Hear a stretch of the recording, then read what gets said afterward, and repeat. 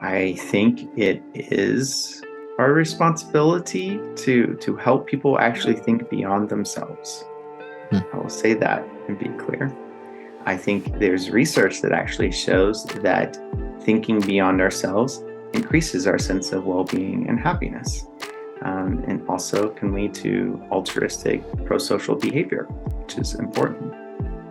It requires confronting some scary things about time and the passage of time and the trajectory we're on.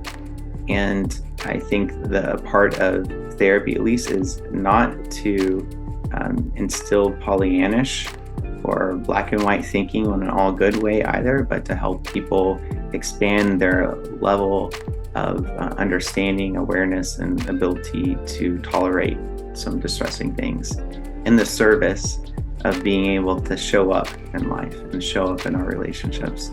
So I think that type of exercise I absolutely would support. People will do with what they experience what they will. Like, there's still that sense of agency ultimately that I encourage.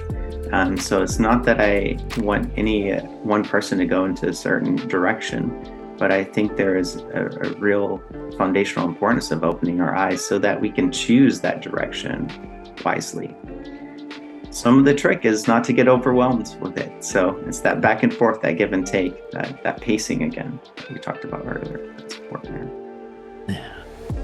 I think it's also a question from which coaching practice you come. I think these kind of questions are quite familiar for systemic coaches or therapists. So from my background, where I come from, these kind of questions are, yes, they are kind of led, but they are just opening up the cosmos of the thoughts of this client so much that they're just out of the tunnel for that moment, and they have more possibilities to think again, to find their own thoughts again and their own visions, because otherwise everything is just put down from the outside and they have a perspective they've always had, but it's not theirs.